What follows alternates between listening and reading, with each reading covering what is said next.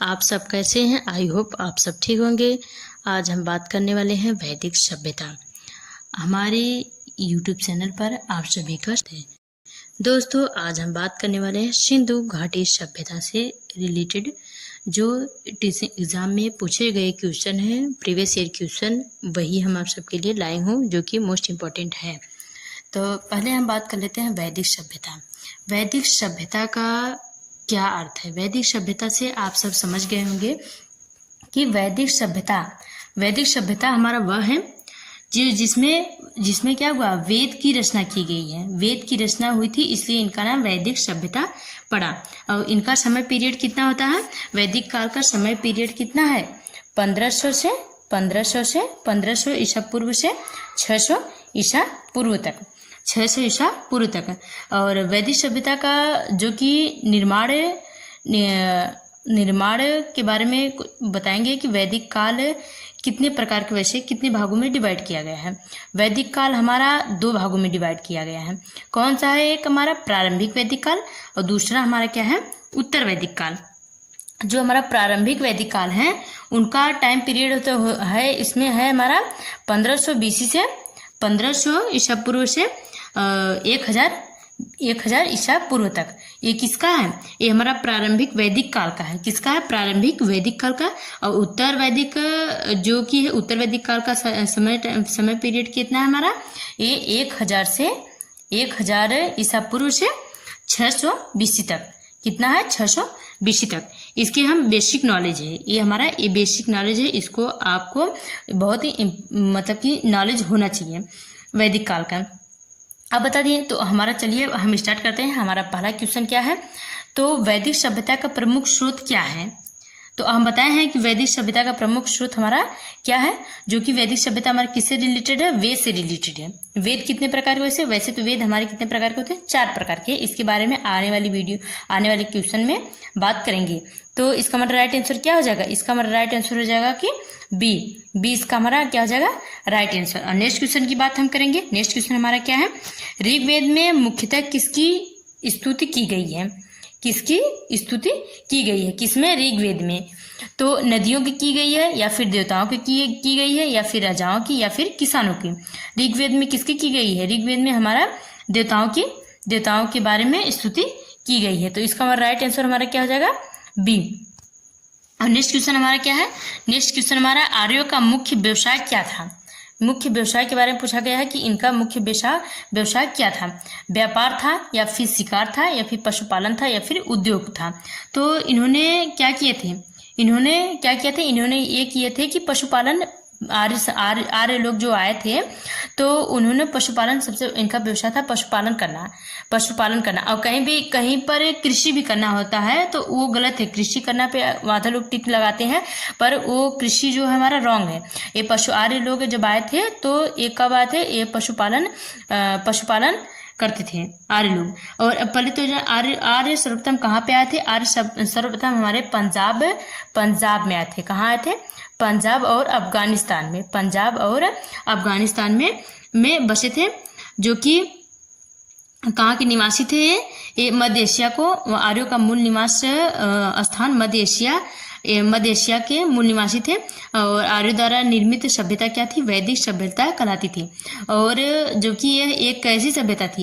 यह एक ग्रामीण सभ्यता थी। वैदिक सभ्यता कैसी सभ्यता थी? यह एक ग्रामीण सभ्यता थी। और आर्यों की भाषा कैसी थी? आर्यों की भाषा हमारी संस्कृत थी। आर्यों की भाषा कैसी थी? हमारी संस्कृत थी। आर्यों की भाषा कैसी थी?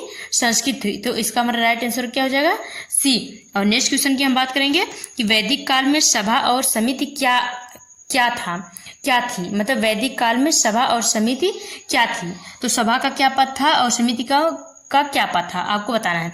तो ये हमारा पहला ऑप्शन है धार्मिक स्थल, या तो फिर शिक्षा केंद्र, या फिर राजनीतिक संस्थाएं, या फिर व्यापारिक मीडिया। तो इसका हमारा राइट आंसर क्या हो जाएगा? कि सी, राजनीतिक संस्थाएं। इनकी समिति क्या थी? राजनीतिक संस्थाएं थी।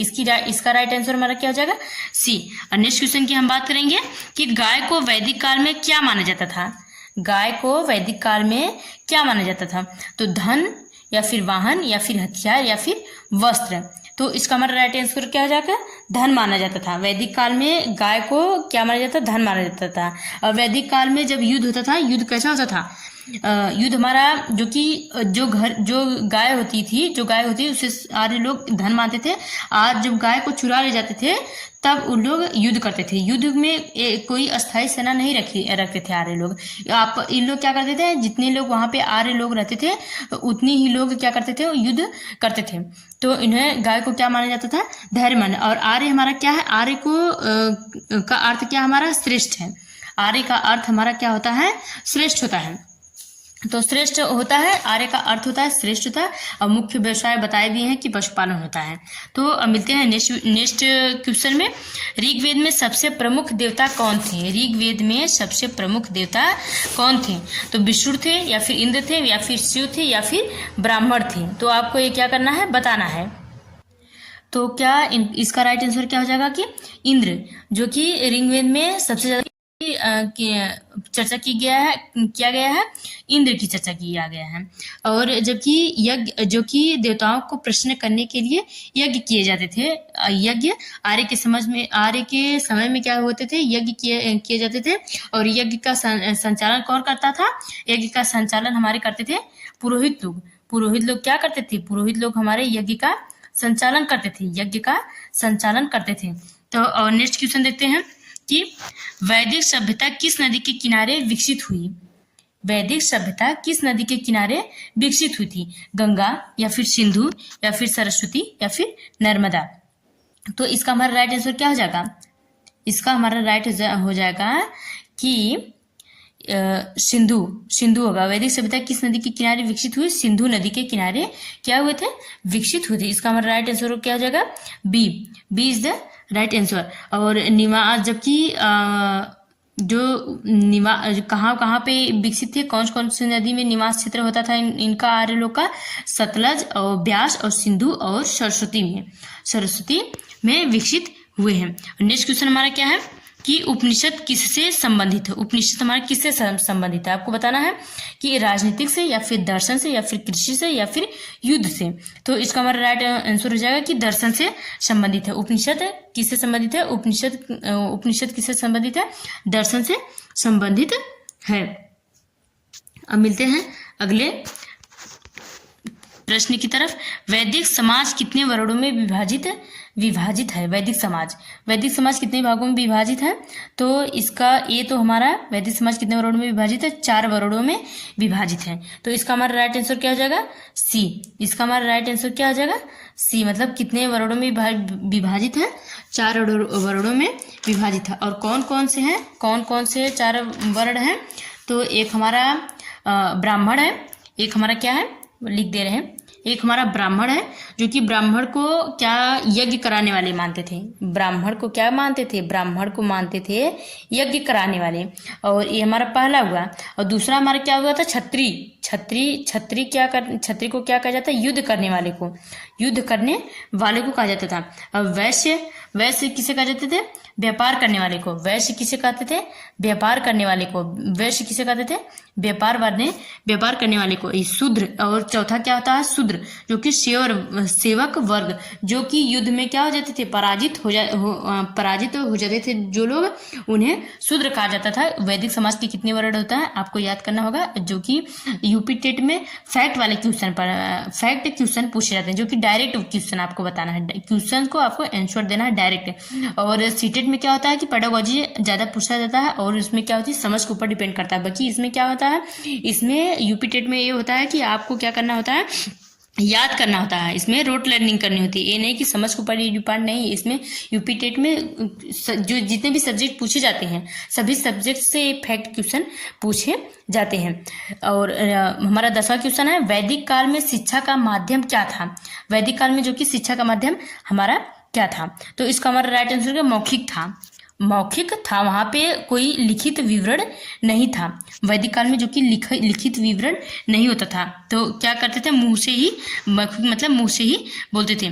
और सोमरस का उल्लेख किस वेद में मिलता है, जो कि ये सोमरस है, इसका उल्लेख किस वेद में मिलता है। तो इसका हमारा राइट आंसर हो जाएगा कि ऋग्वेद। और जबकि सबसे पुराना वेद कौन सा है, आपको बताना है ऋग्वेद कौन सा है, आपको बताना है कौन सा है सबसे पुराना वेद, ऋग्वेद। और किस समय ये जबकि प्रारंभ हुए थे, कौन से समय में, तो आपको बताना है कि ये प्रारंभिक वैदिक काल, जो कि प्रारंभिक वैदिक पीरियड में, जो कि अर्ली वैदिक पीरियड में ही ऋग्वेद सबसे प्राचीन, ऋग्वेद का उल्लेख हुआ था। और उत्तर वैदिक काल में कौन से हुए थे, यजुर्वेद और सामवेद और अथर्ववेद, ये 3 हुए थे उत्तर वैदिक काल में। और जबकि प्रारंभिक वैदिक काल में ऋग्वेद का हुआ था। तो इन्हें क्या कहा गया, क्या कहा गया, सबसे प्राचीन वेद। तो इसका हमारा राइट आंसर क्या हो जाएगा, सी।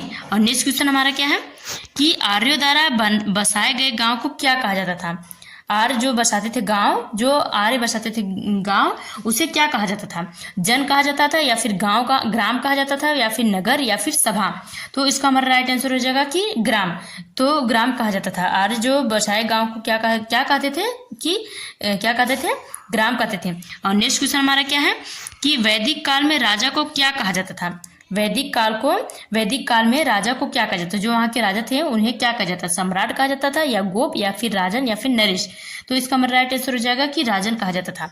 राजन पहले क्या करता था, क्या कहा जाता था, राजन। वैदिक काल में राजन कहा जाता था। नेक्स्ट क्वेश्चन हमारा क्या है, कौन सा वेद संगीत से संबंधित है। संगीत से संबंधित क्या है हमारा, इसका हमारा राइट आंसर क्या हो जाएगा कि सामवेद। सामवेद जो है कि संगीत से रिलेटेड है। सामवेद किससे रिलेटेड है, सामवेद हमारा संगीत से रिलेटेड है। और नेक्स्ट क्वेश्चन देखते हैं कि हमारा क्या है नेक्स्ट क्वेश्चन, वैदिक लोगों का प्रमुख भोजन क्या था। वैदिक जो थे उनका भोजन क्या था, तो चावल, या गेहूं और जौ, या फिर मक्का, या फिर आलू। तो इसका हमारा राइट आंसर क्या हो जाएगा कि मक्का और जौ इनका क्या था, प्रमुख भोजन हुआ करता था। और नेक्स्ट क्वेश्चन हमारा क्या है, गायत्री मंत्र किस वेद में है। गायत्री मंत्र आपको बताना है किस वेद में है। और ये बताइए कमेंट सेक्शन में, आपके लिए क्वेश्चन है या होमवर्क समझिए। तो गायत्री मंत्र का कौन किया है, क्या मतलब कि कौन लिखा है गायत्री मंत्र। गायत्री मंत्र का आविष्कार किसने किया है, तो आपको बताना है। ये हमारा क्या है, होमवर्क है आपके लिए। तो इसका हमारा राइट आंसर है गायत्री मंत्र किस वेद में है, ऋग्वेद में है। किस वेद में है, ऋग्वेद में। तो इसका हमारा राइट आंसर क्या हो जाएगा, ई। और नेक्स्ट क्वेश्चन की बात करेंगे हम कि उत्तर वैदिक काल में प्रमुख धातु कौन सी थी। धातु के बारे में बताना है आपको उत्तर वैदिक काल में। तो ये उत्तर वैदिक काल में पूछा गया, ये नहीं कि प्रारंभिक वैदिक काल में। देख लीजिए, वैदिक काल के 2 पार्ट होते हैं। वैदिक काल के कितने पार्ट होते हैं, 2 पार्ट होते हैं। एक हमारा होता है जबकि प्रारंभिक वैदिक काल में ऋग्वेद का हुआ था उल्लेख। और जबकि उत्तर वैदिक काल में किसका उल्लेख हुआ था, यजुर्वेद और सामवेद और अथर्ववेद का हुआ था। तीन का किसमें हुआ था, उत्तर वैदिक काल में। और प्रारंभिक वेद में ऋग्वेद, इसलिए क्या कहा जाता है ऋग्वेद को सबसे प्राचीन वेद। तो हमारा 17 वाला कौन सा सही होगा कि लोहा, जो कि क्या हुआ था, लोहा। उत्तर वैदिक काल में प्रमुख धातु कौन सी थी, लोहा था। और नेक्स्ट क्वेश्चन देखते हैं, बौद्ध वैदिक धर्म में अग्नि का क्या महत्व था। महत्व इसमें पूछ लिया है। तो इसका हमारा राइट आंसर क्या हो जाएगा, इसका हमारा राइट आंसर हो जाएगा कि बी, जो कि वैदिक धर्म में अग्नि का क्या महत्व था, यज्ञ का। पहले ही बता चुके हैं कि यज्ञ क्या करते थे। यहाँ पे इनका कहना है कि हम यज्ञ कर लेंगे तो हम भगवान हमसे क्या होंगे, प्रसन्न हो जाएंगे। तो इन्होंने क्या करना स्टार्ट किया, यज्ञ करना स्टार्ट किया। अब पुरोहित का कार्य क्या था, पुरोहित खेती करना था, या फिर व्यापार करना, या फिर धार्मिक अनुष्ठान कराना, या फिर सेना चलाना।